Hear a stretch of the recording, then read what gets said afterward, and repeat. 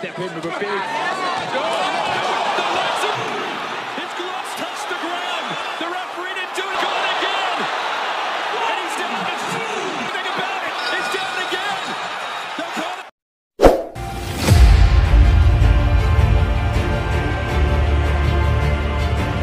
Anthony Joshua, mantan juara WBA Super, IBF, WBO dan IBO kelas berat, harus mengubur mimpinya untuk menyandang gelar IBF kelas berat usai takluk dari petinju senegaranya, Daniel Dubois tanggal 21 September tahun 2024 lalu.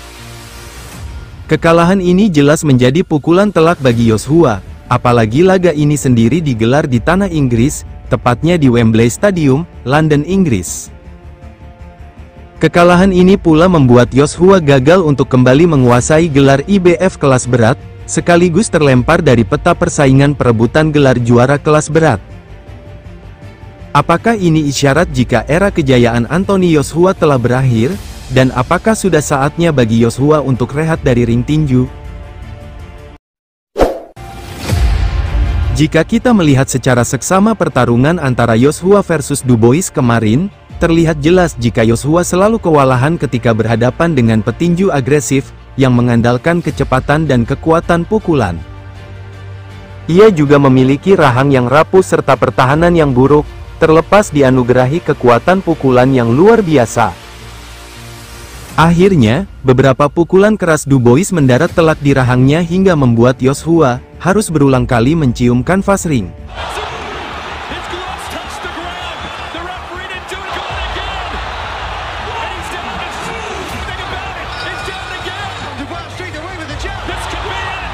Selain itu, Joshua juga tidak bisa mengeksploitasi kelemahan Dubois yang memiliki kerentanan pada pelipisnya, seperti yang dilakukan Joe Joyce dan Alexander Usyk, selaku dua petinju kelas berat yang berhasil memukul KO petinju yang berjuluk Triple D, dan titisan Mike Tyson tersebut. Alih-alih menggembur Dubois dengan memanfaatkan kekuatan pukulan yang dimilikinya, Joshua terlihat hanya sibuk meredam agresivitas Dubois. Akhirnya, ia pun hanya menjadi bulan-bulanan Dubois dalam laga ini, hingga kemudian menyerah di ronde kelima.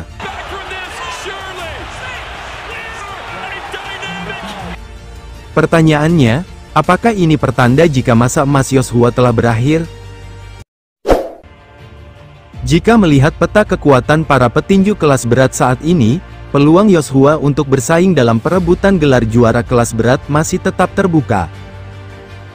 Pasalnya, jika melihat ranking petinju kelas berat teratas saat ini, hanya Usyk dan Agit Kabayel yang sama sekali belum tersentuh kekalahan. Selain itu, peluang Joshua untuk menggelar pertarungan akbar, menghadapi petinju-petinju kelas berat ternama semisal Tyson Fury, Deontay Wilder, maupun Filip Hrgovic masih terbuka, dan tentunya masih memiliki daya tarik di kalangan para pecinta tinju. Namun demikian, Joshua jelas harus segera memperbaiki kekurangannya, terutama pertahanannya yang buruk serta harus meningkatkan kecepatan dan kelincahannya, termasuk memperbaiki footwork dan pergerakan badan bagian atas. Dan jika tidak, peluang Joshua untuk kembali berjaya di divisi kelas berat akan sepenuhnya tertutup, dan mungkin saja akan kembali menjadi bulan-bulanan petinju kelas berat lain yang sedang bersaing memperebutkan gelar juara kelas berat. Terus gimana menurut Anda sahabat semuanya?